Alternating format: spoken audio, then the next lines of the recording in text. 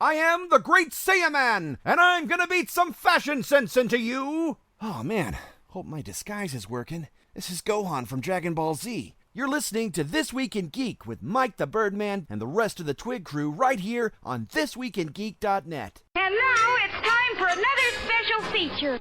Pickle. This world needs a hero. We agree. The return of the Red Ribbon Army is near. What if some new world-ending evil shows up? So, who are you actually after? Who are you? An old-fashioned superhero. This guy seems to learn his opponent's techniques as he fights.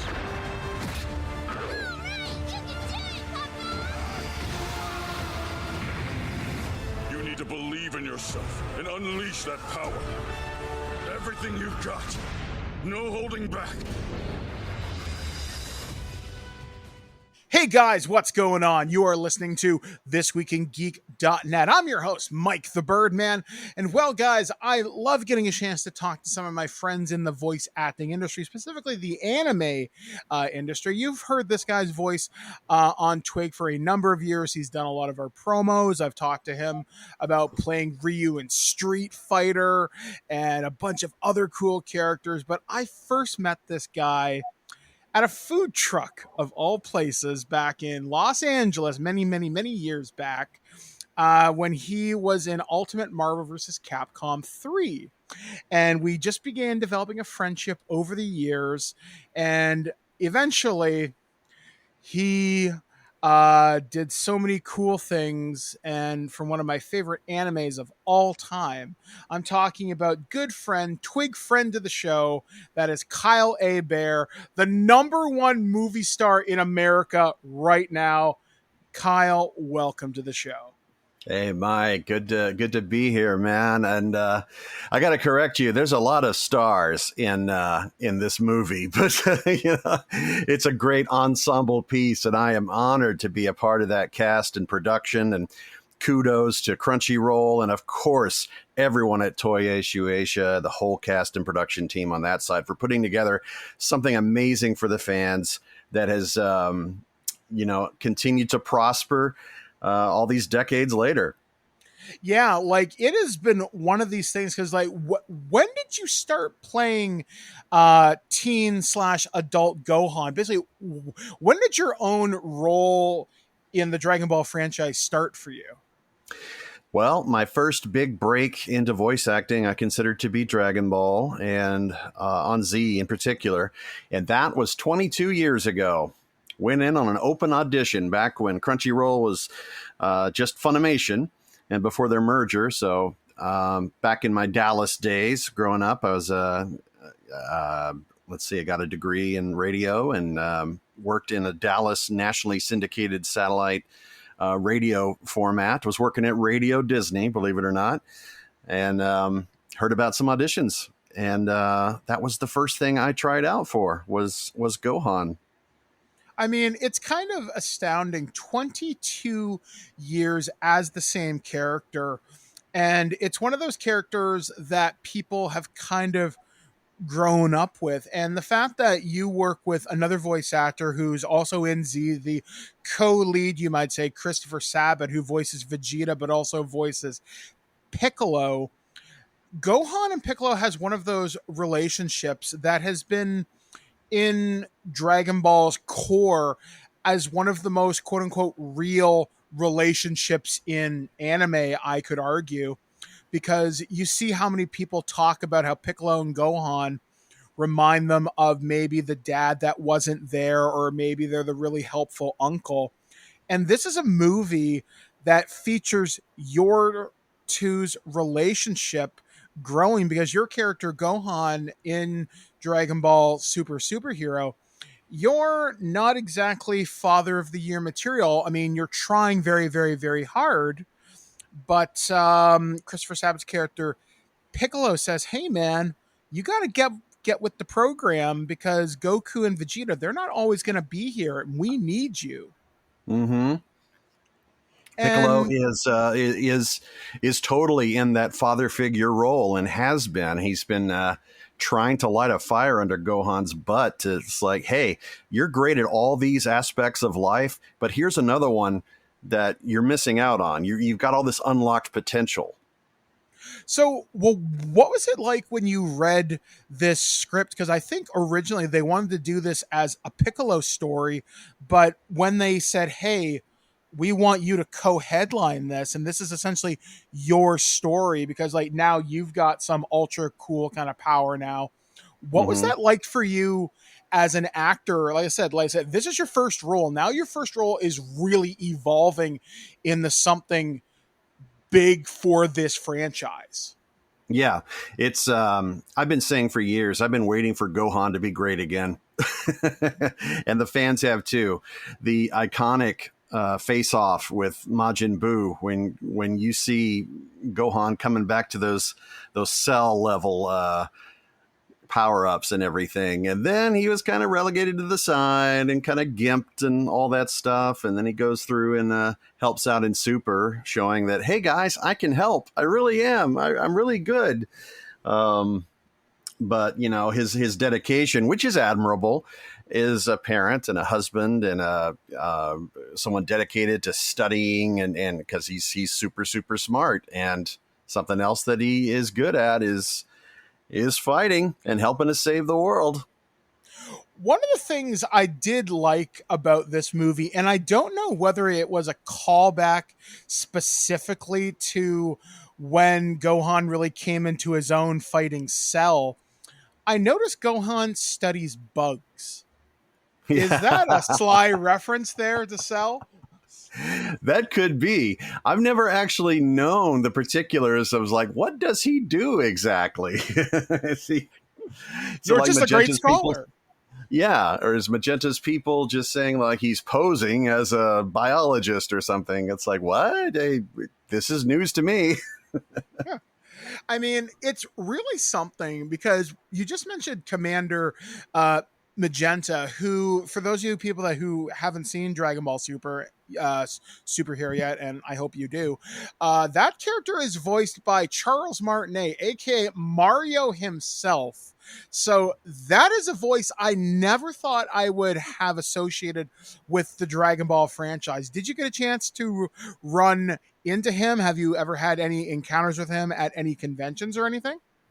We have been at the same convention multiple times, and I've never had an actual opportunity to stop by his booth to introduce myself and all that. So my first time actually face to face was on the orange carpet premiere in Hollywood a couple weeks ago with the premiere of this movie. And he's a real tall guy, so I had to look up at him, and it's like, oh my gosh, I'm meeting a legend. It was incredible. He's such a sweet man.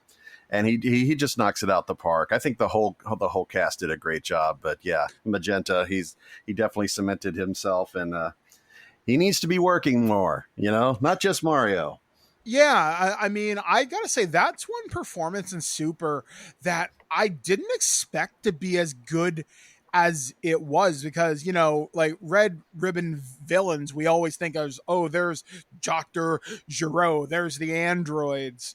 And we get this new character who comes across as a legitimate threat, kind of a goofy threat, but a legitimate one. And I was really happy to just hear the range of Charles Martinet. I've never known Mario to do anything like that. And I'm always impressed by the range of voice actors when they step outside established roles, for example. And I guess to even kind of further that, when I think of you, for example, you think of how happy-go-lucky Gohan is versus how serious Ryu is.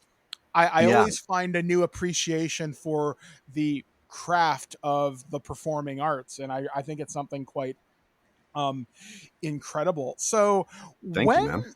When everything came together, basically, how long has this been gestating, and when did you start to go into the booth and get your first kind of script for this?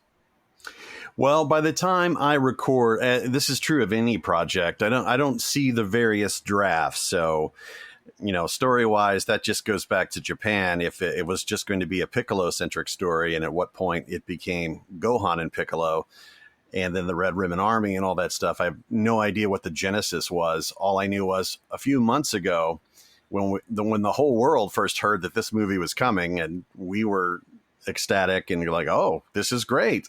Okay, finally. And then fast forward to this summer, and I fly down to Crunchyroll Studios in Dallas and record with Chris Sabat in person again after all these years, especially after the zombie apocalypse we're going through. So that's my first time, my first exposure seeing the script, but I'm not, I'm privy to watching the whole thing, although they said, we'll show you the whole thing if you want to see it, if you have time, and I didn't. So I just saw my scenes. But they did show me a sneak preview of some of the other things. It's like the fans are just going to just explode with excitement when they see these things on the big screen. And I thought that too. I was floored. And this is just watching on a little, tiny monitor in the screen and hearing that there's going to be a release, not only theatrically, but in IMAX for the first time around the world. It's like, oh, that's how I have to see it. And I just did a few days ago in IMAX. It wasn't in IMAX at the premiere, but seeing it, oh man, there's just no way to replicate that level of excitement and that experience. Certainly not watching a movie on your phone or an iPad or a desktop or even a TV with a decent surround sound and 4K. That's great and all, but to have the experience, to be in a theater with people cheering and laughing with you and feeling all the feels. And I love that this movie hits all cylinders. I was about to say, yeah, because like when you see this movie, one of the big things that this movie's promotion is like kind of centered around, because this came out in Japan a couple months ago and we finally got it over here this past week. Your character gets a new transformation. And I've always talked with Sean Schemmel before. I'm like, man, you must have like stocks in stuff that keeps your throat happy. Like, I'm just thinking, like, when you transform, like, how do you manage to muster that energy for transforming into Super Saiyan and screaming all these attacks? Like, how physically taxing is that? Well, you can't do it for too long because it will break you. But fortunately, there's things like Chinese cough syrup, a little tip that the industry got from Fred Tatasciore years ago. Hot tea and honey, and lots of room temperature water. It's better than cold temperature. And then the director understanding that they're not going to be able to get too many takes. And so you usually do one take and the director's like, okay, I hate to kill you, but can we try one more? So I try to get him in as few takes as possible, but also having had a career, I've stocked up tons of experience on various anime and games through the years that is just like, yeah, I've been here, done that. I know what to expect. And actually, Street Fighter has been more taxing than this film ever was. Because there's just so much fighting in a fighting game. Go fig. But yeah, there's a lot of screaming in RPG games and monster sounds in Resident Evil and things that I've done all through the years, blowing my throat out on Titanfall. It's just, it's crazy. So I have a great time doing it, but I hope I can just survive long enough to get it done in as few takes as possible. Now, when you were recording Super, what was your favorite moment? Well, the moment is the big moment that I think the people are just going to woo in the theaters and applaud. The big moment everyone's been waiting for. I mean, everyone who has followed Gohan's story ever since the beginning as a little kid, and now he's grown up, and I'm so thankful that Akira Toriyama and the powers that be decided, hey, let's give someone else the limelight for a chance and showcase that. So that moment, dude, it's hard to put into words, but like I'm almost crying from happiness because I'm in a theater seeing it, and I've seen it twice in a theater, to get to see the reaction of fans just clapping and cheering and everything. It's like it's like all these years we've been waiting, it's paid off, and it feels so good, Oh yeah, like I saw your transformation first in Japanese thanks to randomly YouTube's live suggestions. Someone was pirating it in Japan, but I'm thinking, okay, no, this sounds lame. That's not my Gohan. No offense to the Japanese voice actor, but seeing you transform, thinking, now we've got something equivalent to Ultra Instinct and Ultra Ego. This is going to change the game because now you have to think about, we know Dragon Ball Super's coming back. Like, you're a player on the board now in a serious new manner. How exciting Right. is that? Oh, dude, you have no idea. Everyone's waiting. Where's the manga going to go? Are they going to continue and animate the manga? Are they going to go on their own, cinematic universe kind of thing? There's so many possibilities at this point, and unfortunately, no one knows anything except what they're doing behind the scenes, and they've only teased that there'll be more Dragon Ball at some point. I mean, it's one of those franchises that Toei Animation, Crunchyroll, it perpetually prints money. And this past summer, I had a really fun experience playing through Dragon Ball Z Kakarot, which I got on sale on PlayStation. And this was teased by the official Xenoverse to Twitter account a couple days ago. I saw this on Reddit. Ooh. Is there going to be DLC coming for Superhero? Do you know anything about this? Dude, for games like Kakarot and Fighters before that, and maybe some stuff in beforehand, it's kind of par for the course. It feels like, why wouldn't there be more DLC? When you have a hit franchise, a hit game, and you say to yourself, this is missing a few things, then I think it's a no-brainer.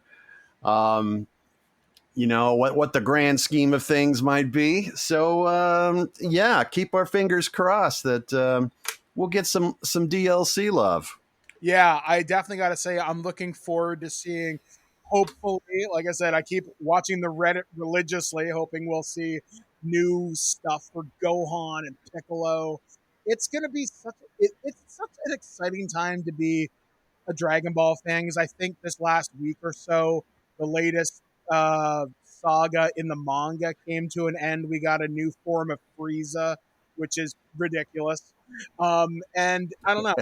It feels awesome to see this franchise be so strong after so long. Like I said, you've been Gohan for 22 years. Kids are coming up with this now.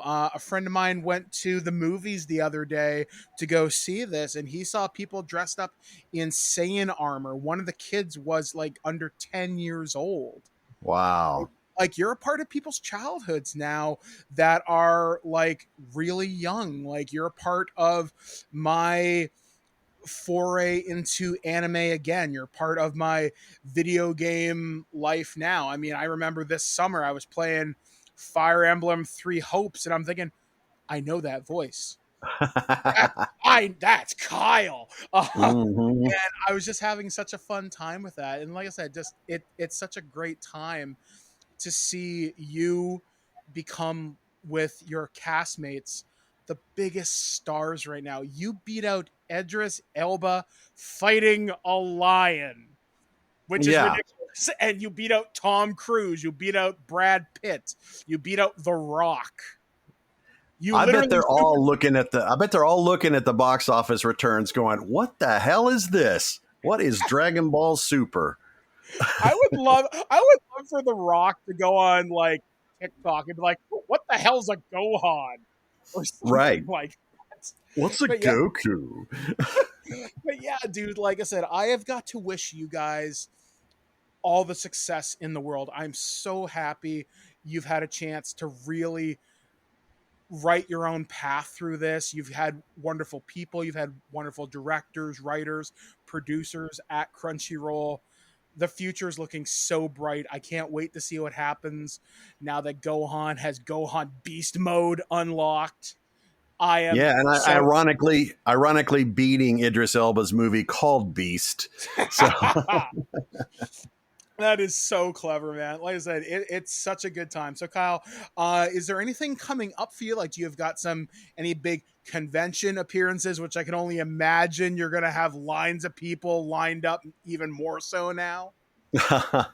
well, my next big show is Salt Lake Fan X coming up the end of September. And I'm lining up more shows. Of course, I'll talk about it on my Twitter at Kyle Hebert and on Instagram. And I have a podcast, too, that's solo, just me doing silly, wacky, original character voices, interacting with them and doing geek news.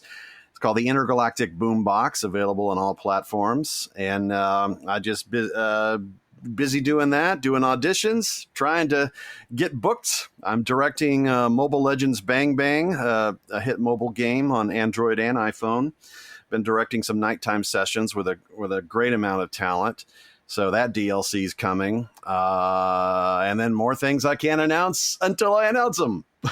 That's fantastic. So, Kyle, once again, thank you so much for coming out here on This Week in Geek. Like I said, folks, if you want to go see Dragon Ball Superhero, it is in theaters now and select cities in IMAX.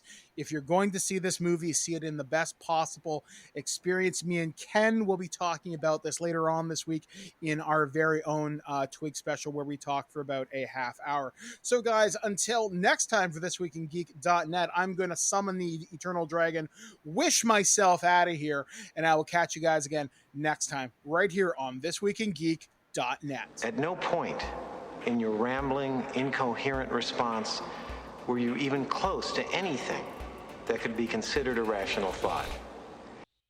Thanks for listening to this episode of This Week in Geek. Hungry for more? Check out our website at thisweekingeek.net. You can subscribe to the podcast, browse our Twitter and Instagram, and leave your thoughts on today's topics. If you'd like to give us some feedback, send us an email at feedback@thisweekingeek.net. Tune in next time, and remember, lower your shields and surrender your listenership. We would be honored if you would join us. Thank you for your cooperation. Good night.